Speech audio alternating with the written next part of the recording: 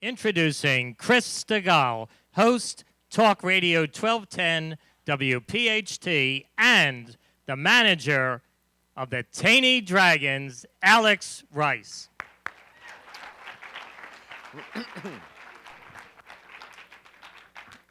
Good afternoon, Alex. Good afternoon to you. Thank you very much. The Taney Dragons. How about that story, huh? So I have to tell you, when I found out that I'd be here talking with you about your Taney Dragons, I found out about it just before the World Series.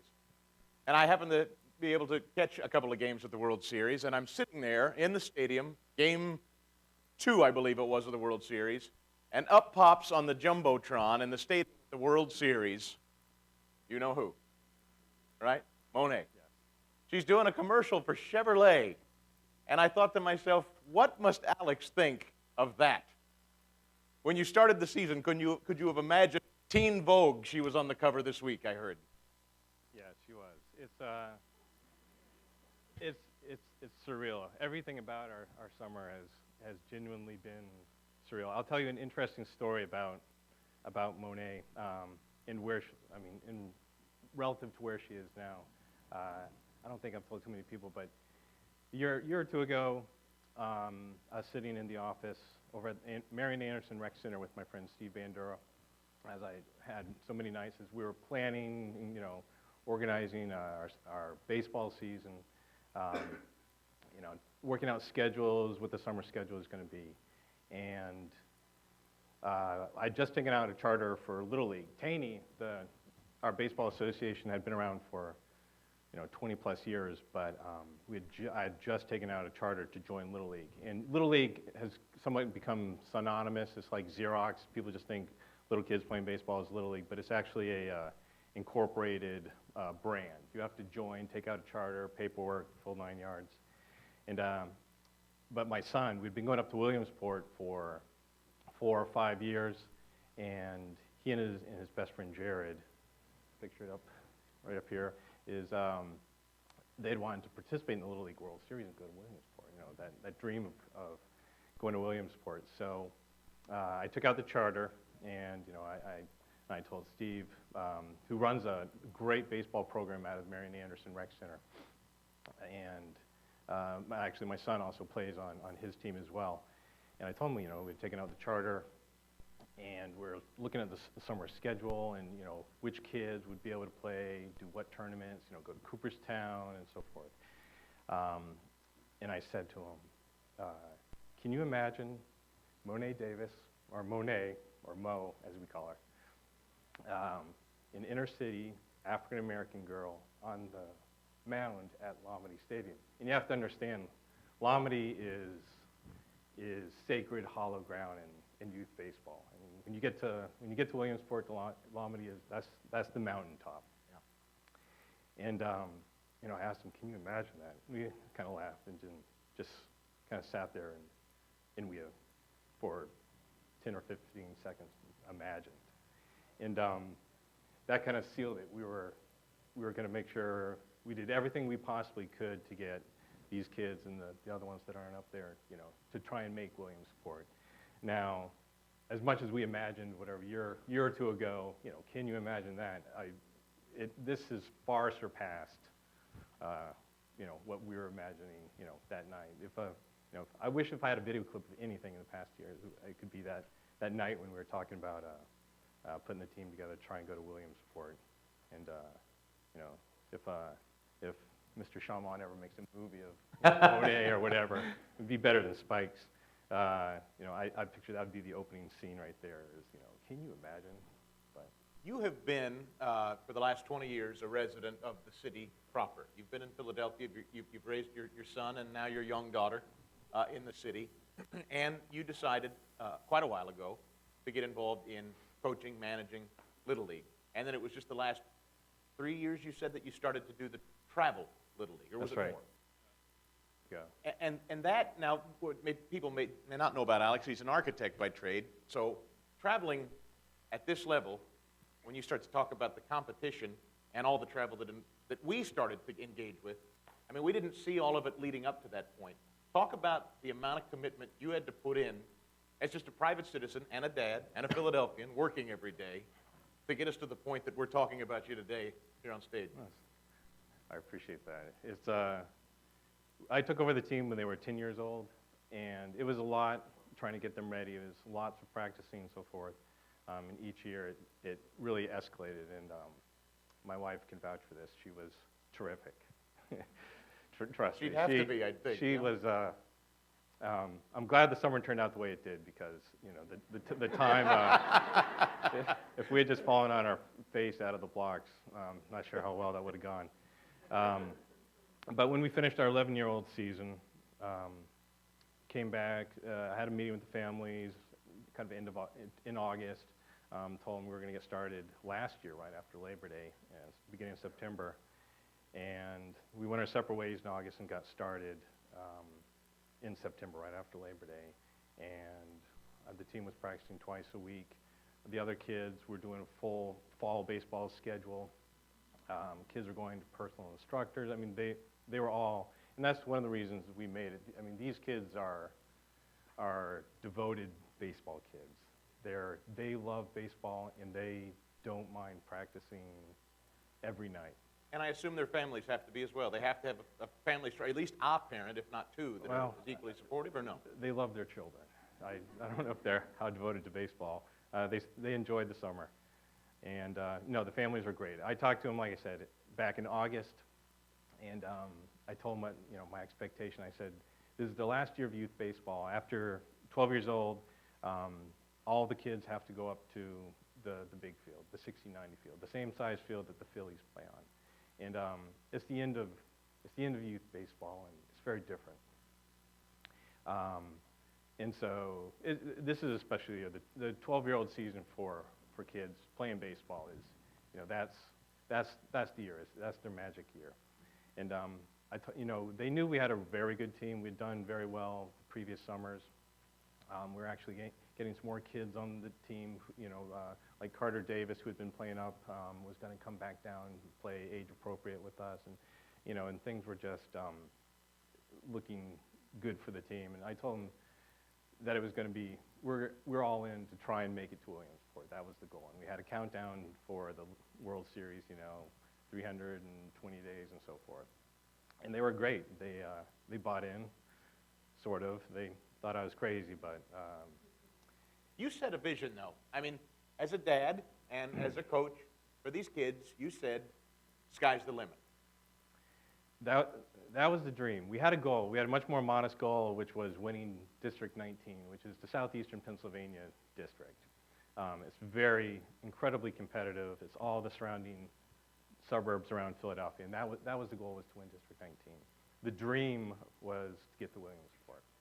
And I knew, and I guess I've been modest up to this point. I knew the team had a shot. The team was really loaded.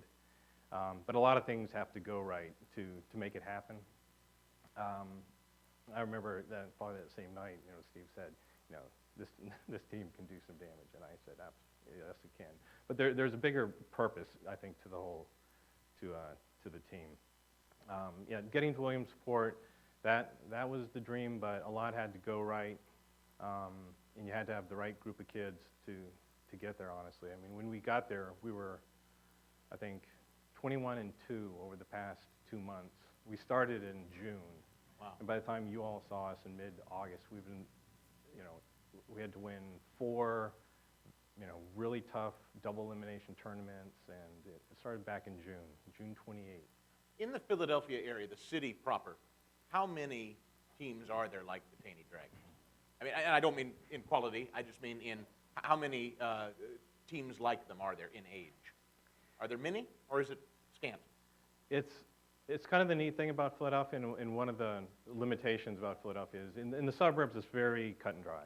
There's a little league for that town. They have a boundary. All the kids from one elementary school go to that. In Philadelphia, it's very different. You have all the neighborhoods. In fact, when I took out the charter, I was very surprised to find, and this is a big, which hopefully we can get to. Thing is, there's just not that many organized leagues in Philadelphia. So when I went to take out the charter, I was surprised to find there wasn't any other league in Philadelphia. There was not another league. There is Delaware Valley, Del Valle in South Philadelphia, which had been there a long time. But from Del Valle down at Mifflin North, all the way up to Cheltenham, there wasn't another league in Philadelphia. And what kids had done over the ages, over the years, is like the Marian Anderson Rec Center. They play out of rec centers, they play youth associations. It's very loose and informal, kids kind of overlap. It's loosely organized, it's not that well organized. May I ask, to that point, why? What's your impression? Why is there just the one Taney Dragon charter? You know, I think it probably has a lot to do with, you know, in the 60s when population started leaving the town, and I mean, baseball in the city used to be thriving incredibly. I mean, sandlot baseball, kids playing, you know, on the corner, on the streets, stickball, half ball, you name it. But I think they're, like in the 60s and 70s when the population decreased, city baseball really died. I mean, there are still a lot of great baseball people in town, but it's still dwindling, and it's kind of few and far between. I don't want to embarrass you, but is it possible that there is a lack of Alex Rices willing to step up and take time out of their workday or whatever it is to say, I'll lead the kids? It's definitely a lack of people, that resource of people, which is also always, of course, a lack of money. I mean, the structure is somewhat there through the rec centers.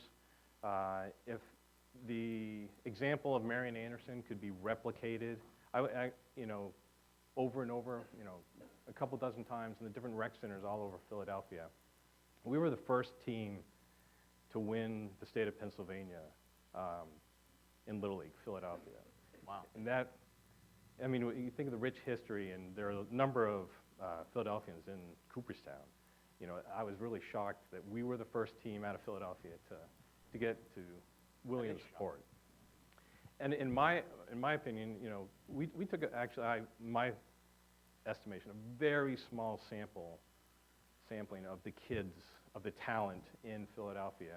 This was something you brought up in a conversation we had. You said this city is actually teeming with kids like yours on this team. They just need to be found and organized. Absolutely. I mean, if you think of where I grabbed the kids and how many, we're talking 12 kids out of the city.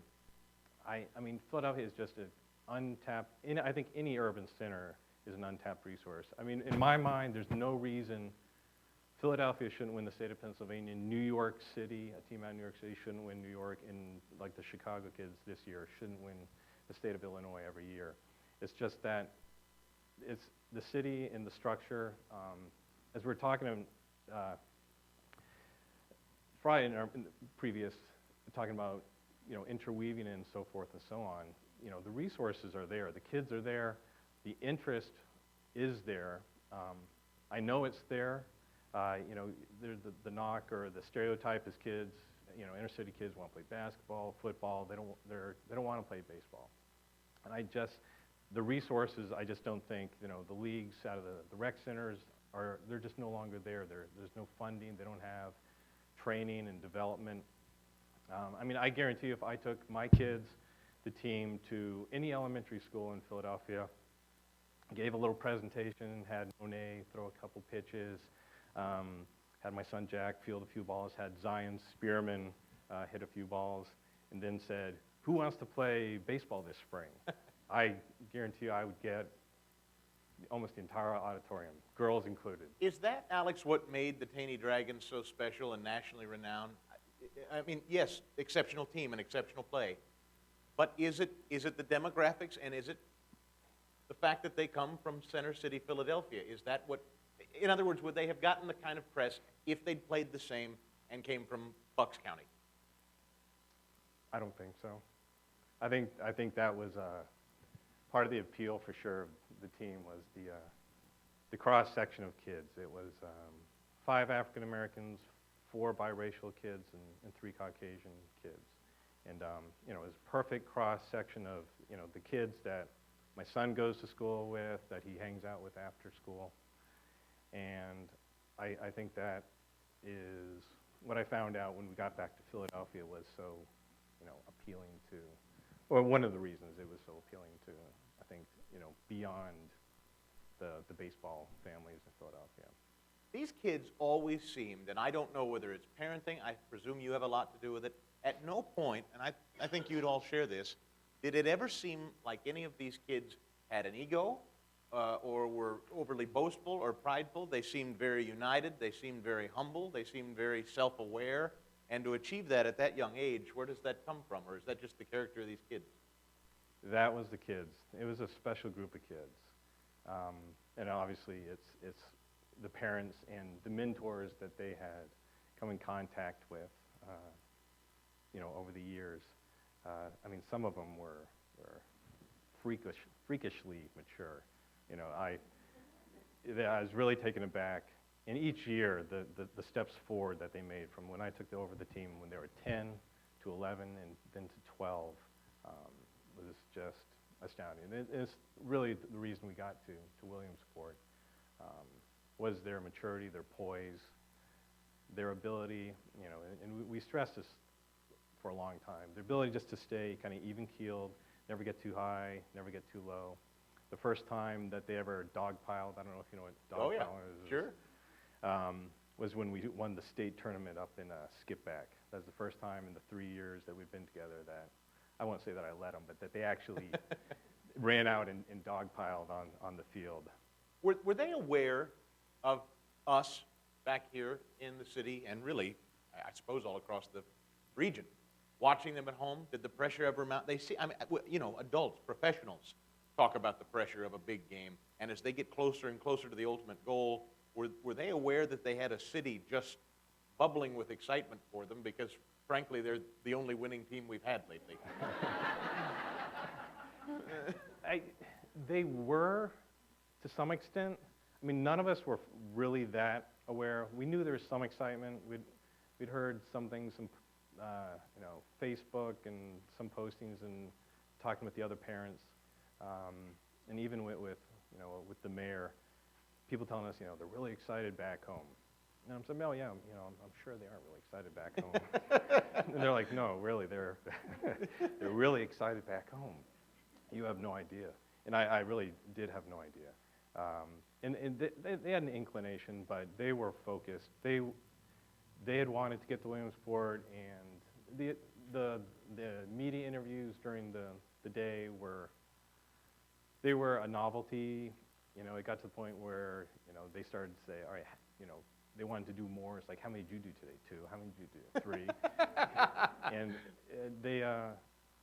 they weren't really that interested in they're 12 years old, 13 years old, and they're more interested in getting back to the bunkhouse and playing, Tour of Duty or whatever at Xbox than, media. And they were really focused. When we got to the stadium, I was much more anxious about everything than they were. But once we got to, they relaxed me, quite honestly, being around them. But once we got to the stadium and we're on the field, it was the same thing. It was, another team across the field, and they locked in on it. The funny thing was the night we lost, Tuesday night when we lost to Chicago, I got up Friday morning and I got a phone call from one of the parents. And it said, you have to call the mayor's office, you have to discuss the plan for re-entry. You're staging combat all of a sudden, right? Huh? Re-entry, wow. And I'm like, I'm not sure I understand the plan for re-entry. And I mean, we're taking the bus back Sunday, and we'll see everyone on Sunday. He's like, no, they're going to have a reception for you at Love Park. And I was, oh, I thought that was terrific and so forth. And they kept going, and they said they're going to do a parade. And I was pretty adamant that I did not, that all the parents, we did not want a parade. I mean, you did. Now that's interesting. You did not want a parade. We absolutely did not want a Why? parade because we were 100% sure no one would come to the parade. How about that? You really didn't think people would come out, and that would what, embarrass you then?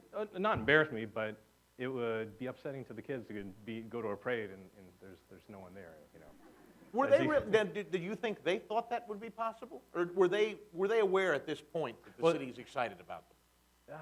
Again, they knew there was excitement. They're all on their iPhones and social media and Yeah. everything, so they get that there was excitement, but not to the degree that it was going on. And honestly, when the mayor insisted on the parade, there's no way that we could talk him out of it. I think it was a Wednesday, and finally Tuesday it was finalized, and I went on a media blitz first thing Wednesday morning. We went on 3ABC, just everything we could possibly because I was worried that no one was going to show up for the kids at the parade, and I wanted to make sure. But then at the parade, it was just astounding. With just a few minutes to go, the thing I really want to drive home is, and what you and I had talked about, was you felt that there was a sincere misconception that there isn't a Taney Dragons available, readily assembled today, that this is a once-in-a-lifetime kind of an anomaly. I think if I understood you correctly, this is not an anomaly. You really genuinely, passionately feel that the city of Philadelphia have many, many more Taney Dragons in them if they just harness the organization. I absolutely believe that. I mean, the message of this summer, I don't know if I have enough time, but when we put the team together, it was always more than about winning baseball games. When I first took over the team when they were 10, more than half the team was African American, and we were playing teams in South Jersey and suburban PA, and inevitably all the teams were the 12, 13 kids were all white, and we got looks and everything, and we were always the city team and the black team, and we always for those 2 years, 10 and 11, we played with a chip on our shoulder for sure. And it was really this year where the kids kept progressing and developing and everything, where we really wanted to get out the message, and we knew we had to do well. Essentially, we knew we had to get to Williamsport to get the kind of media coverage to show that, on a level playing field, inner city kids can compete with anyone. And quite frankly, it's probably not PC, but I think city kids can do better than their suburban counterparts, but I will say equal. That was the goal, one of the big goals of the summer.